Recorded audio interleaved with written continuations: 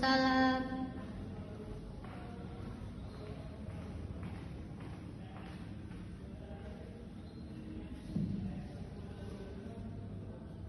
Selamat siang anak-anak. Siang, Bu. Bagaimana kabarnya hari ini? Alhamdulillah luar biasa. Allahu Akbar. Alhamdulillah pada hari ini kita senantiasa bertemu kembali dalam mata pelajaran Al-Quran Hadis. Sebelum itu alangkah baiknya kita berdoa terlebih dahulu. Silahkan kepada ketua kelas dipimpin. Siap beri salam. Assalamualaikum warahmatullahi wabarakatuh. Waalaikumsalam warahmatullahi wabarakatuh. Berdoa mulai. Bismillahirrahmanirrahim. Rabbi shrah li sadri wa yassir li amri wahlul 'uqdatam min lisani yafqahu qawli. Rabbi zidni ilman warzuqni fahman bi rahmatika ya arhamar rahimin. Amin. Baik, sebelum memulai pelajaran, Ibu presentasi terlebih dahulu ya. Baik, Bu. Adam Ramdan, ada? Izin, Bu. Izin. Hadiati Sofi, Hadirah. Alis Fitriani, Fakir. Zalfa Iman. Hadirah. Baik, terima kasih yang sudah hadir pada hari ini, dan untuk yang sakit semoga Allah beri kesembuhan ya. Amin. Amin ya Allah ya Rabbal Alamin. Sebelumnya Ibu ingin bertanya, apakah kalian sudah siap mengikuti pembelajaran pada hari ini? Siap, Bu. Baik. Sebelum itu Ibu ingin bertanya, apakah ada yang ingat materi pada pertemuan kemarin? Masih ingat gak? Lupa, Bu. Baik, Ibu ingatkan ya. Kemarin kita belajar tentang kitab Allah. Yang mana kitab Allah itu berjumlah berapa? Empat. Yang pertama kitab Taurat, dua Zabur, yang ketiga Injil, yang keempat kitab Al-Quran. Baik, pertemuan kali ini Ibu akan membawakan tema, yaitu tentang Al-Quran adalah wahyu Allah.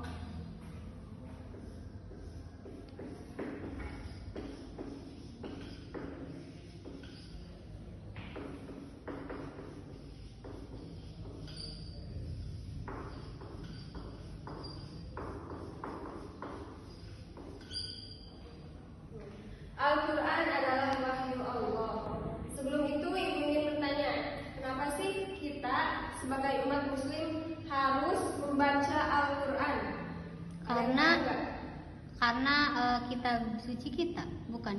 Ya, betul. Karena Al-Quran itu adalah Al-Quran, kitab suci umat Islam. Baik anak-anak, jadi tujuan pembelajaran kita pada hari ini yaitu Ibu berharap supaya kalian setelah mempelajari materi hari ini mampu memahami dan hafal gitu ya pengertian Al-Quran secara bahasa dan istilah, lalu proses turunnya wahyu pertama supaya kita dapat mengimplementasikan dalam kehidupan kita.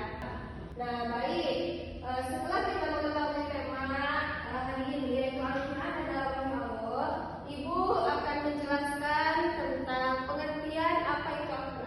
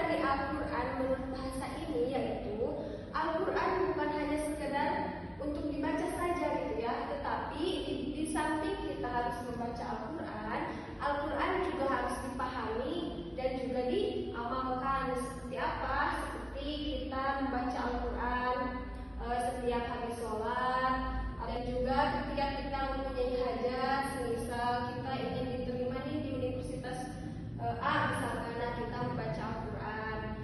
Tetapi perlu kita ingat, ketika kita membaca Al-Quran, kita harus memahami dulu ilmu-ilmunya seperti ilmu tajwid, ilmu makharijul huruf, dan ilmu-ilmu lainnya. Lalu kenapa kita sebagai seorang muslim harus membaca Al-Quran? Karena membaca Al-Quran itu adalah bentuk dari ibadah. Karena setiap kita membaca Al-Quran, satu huruf dari huruf Al-Quran itu mengandung 10 ganjaran. Jadi kenapa kita harus membaca Al-Quran? Karena itu adalah sebuah ibadah. Lalu yang kedua, selain dibaca, Al-Quran juga harus dipahami. Supaya apa? Supaya ketika kita membaca Al-Quran, lalu paham artinya, kita tahu maksud dari ayat tersebut itu menjelaskan apa. Nah, yang ketiga, selain dari membaca, memahami, yaitu kita harus mengamalkan. Maksudnya bagaimana? Ketika kita membaca Al-Quran, lalu kita tahu dan paham artinya dan tujuan dari ayat tersebut itu menceritakan apa. Nah, kita mengamalkan. Contoh misal kita membaca ayat tentang menghormati kedua orang tua. Kita tahu nih artinya, bahwa ayat Al-Quran ini menjelaskan tentang anak harus hormat kepada orang tua. Nah, kita realisasikan dalam hidup kita. Semisal kita hormat kepada orang tua, mencium tangannya, lalu mendoakannya. Begitu anak-anak, sampai sini paham? Paham, Bu. Baik, kita lanjutkan pengertian Al-Quran menurut istilah. Menurut Imam Asy'ari Syaleh, Al-Quran menurut istilah yaitu wahyu Allah Subhanahu wa Ta'ala yang diturunkan kepada Nabi Muhammad SAW melalui perantara malaikat Jibril, diturunkan secara mutawatir, dibentuk dalam satu mushaf, dan dibacanya sebagai pedoman bagi umat Islam. Makna dan pengertian Al-Quran menurut istilah yaitu Al-Quran adalah wahyu Allah yang diturunkan kepada Nabi Muhammad. Nah, artinya Al-Quran itu adalah perkataan Allah, bukan perkataan manusia ataupun perkataan Nabi Muhammad SAW. Lalu Al-Quran diturunkan secara mutawatir, jadi Al-Quran itu diturunkan secara bertahap. Ulama menyebutkan bahwa Al-Quran itu diturunkan secara berangsur-angsur selama kurang lebih dari 23 tahun. Lalu Al-Quran ditulis dalam satu mushaf. Yang sudah kita ketahui, Al-Quran itu ditulis dari mulai surat Al-Fatihah sampai surat An-Nas. Nah, penulisan ini bertujuan supaya Al-Quran tetap terjaga keasliannya dan juga sebagai pedoman bagi kita umat manusia untuk mengatur hubungan kita dengan Allah, hubungan kita dengan manusia, supaya kita selamat di dunia dan di akhirat. Baik, Bu. Selanjutnya kita akan membahas tentang sejarah turunnya wahyu Allah ataupun Al-Quran. Baik, sebelum Ibu menjelaskan, apakah di antara kalian ada yang tahu sejarah turunnya Al-Quran? Tahu, Bu, sedikit, tapi lupa lagi. Baik, kita bahas ya. Jadi pertama kali Al-Quran turun melalui malaikat Jibril, yaitu ketika Nabi Muhammad sedang berkhawat di Gua Hiro. Pada saat itu bertepatan dengan tanggal 17 Ramadan yang sering kita peringati sebagai Nuzulul Quran.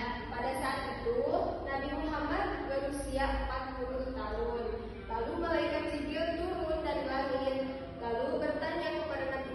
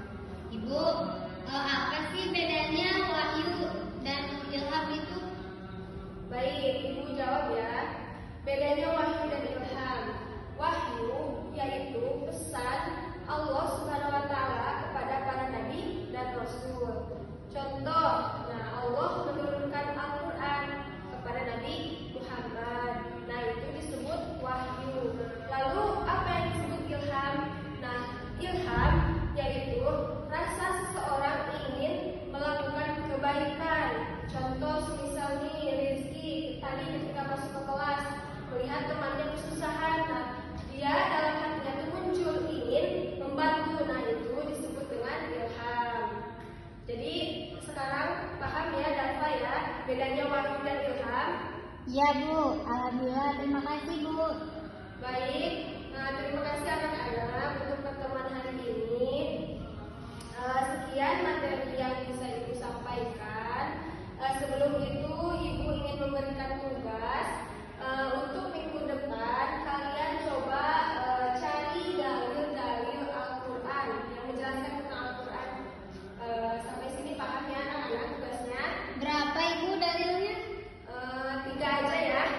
3, baik Bu.